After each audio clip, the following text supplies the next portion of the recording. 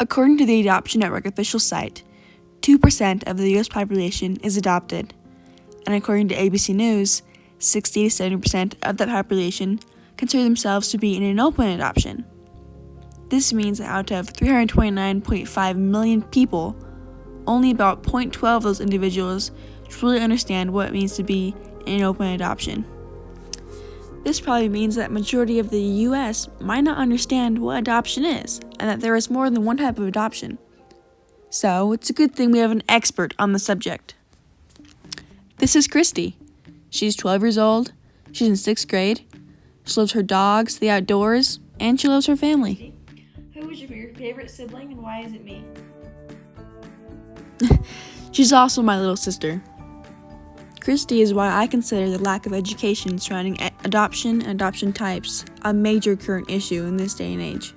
My message is simple. Adoption is a beautiful thing, and open adoption allows my sister the best opportunities for her growth. When someone at school asks you why you look different from your mom or your sister, what do you say? Well, I say I was adopted. I wasn't born in their family. Have you ever met somebody who was adopted? No, I don't think so, no. Not always something to talk about, right? Yeah. Have you met somebody who was Native American? Yes. Yes, I have. Do you know about how you were adopted? I know that my birth mom couldn't take care of me, but she wanted to spend time with her friends more than she wanted to take care of baby. So my birth grandma called my dad up and said that they needed someone to take this child, and my mom and my dad said no, but mom and dad kept praying and they knew they had to take me. And, yeah. Well, when did you guys adopt Christy? It was when she was 5 months old. 5 months old. How would you describe the adoption status, whether it's open, semi-open, or closed? It's open. We have contact with birth family, all the birth family. But not birth parents as much as other families. That's their choice. Yeah. It's up to us. We have it open, but they have decisions in their life that doesn't allow them to communicate with us. So how would you say that you've seen open adoption benefit you and Christy? Well, some of the questions that she's had about her background, who she is, where she came from, and what it's like, what's her being, her nationality, what she is. That we don't know a lot. We know some, but we don't know everything. So being able to communicate with her birth family and to ask them questions and then to relate to her right away.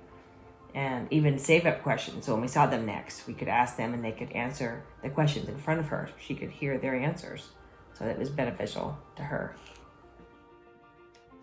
And is there anything that you hope Christy will do when she's older and more mature to reconnect with her heritage or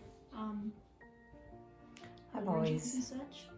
I've always just thought it would be so neat that she has such a loving and caring heart, that she would be so beneficial in going back to her reservation and helping with children or with school, or so for her to have experienced something different and be able to go back and be able to help and communicate. And I hope that I've always thought it'd be a really neat thing for her to be able to go back and help. We've taken her to other powwows and tried to encourage her.